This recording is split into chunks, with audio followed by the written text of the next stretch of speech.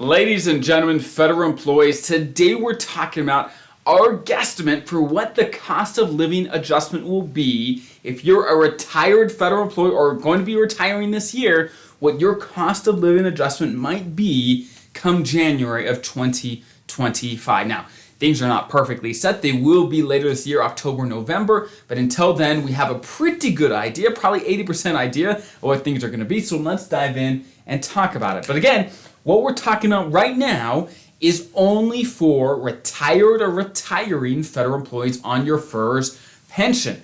We're not talking about the pay raise that active federal employees are going to get. I've done a whole video on that came out earlier this week. Check that out. This is for retiring or retired federal employees on your pension, the cost of living adjustment that you're going to get. And let's talk about that. Long story short, but depending on what numbers you look at, they're expecting inflation to be anywhere from 2.6 and 3% since last year. Basically, prices on average have gone up between 2.6 and 3% since last year. Now, you have to know that if inflation goes up by more than 2%, that's actually not a good thing for FERS federal employees, and this is why. If inflation is somewhere in here, you get a 2% cost of living adjustment. So even if inflation is 3%, your pension, your FERS pension, only goes up by 2%. Let me talk you through what this is. And this has to do with what they call diet COLA, okay? A play on words.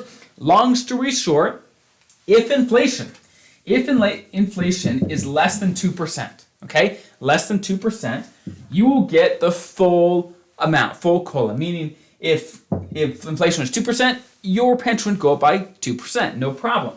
If inflation is between 2 and 3%, you get 2%, okay? You get 2%.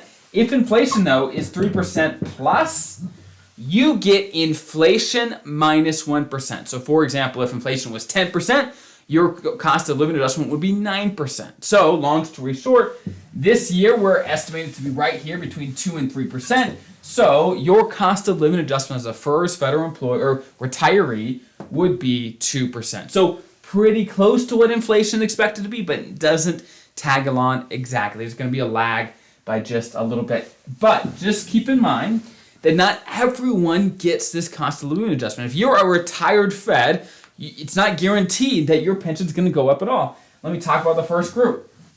If you retired before 62, let's say you had 30 years of service, you retired at 57, you retired. You do not get a cost of living adjustment until you are 62, okay?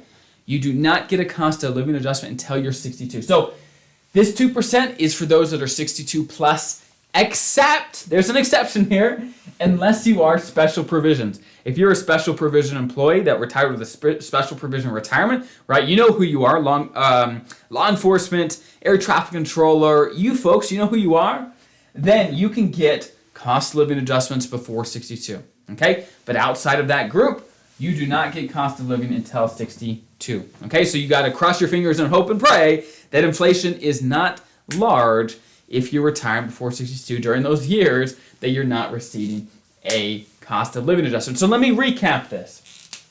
This applies to those that are retiring or retired from the federal government as of 2024. The guesstimate of what your pension is going to increase by is 2%, but again, we'll know for sure in October, November, because if inflation is between 2 and 3, you get the flat 2%. Okay, that is the summary, but again, if you're under 62, you're not going to get a cost of living adjustment. You don't get it unless you're special provisions, in which case you can get it under 62, and you will get it under 62. Okay, so that is a summary of, again, our guesstimate of what's going to happen. I'll keep you updated as we approach, and I hope that's helpful. And there's tons of helpful other resources for federal employees just like you, so check out the description. Tons of helpful things for you to maximize your retirements, your benefits, your investments, everything you have as a federal employee to get the most out of it. So again, hope that's helpful. Have a great rest of your day. I'll see you guys next time.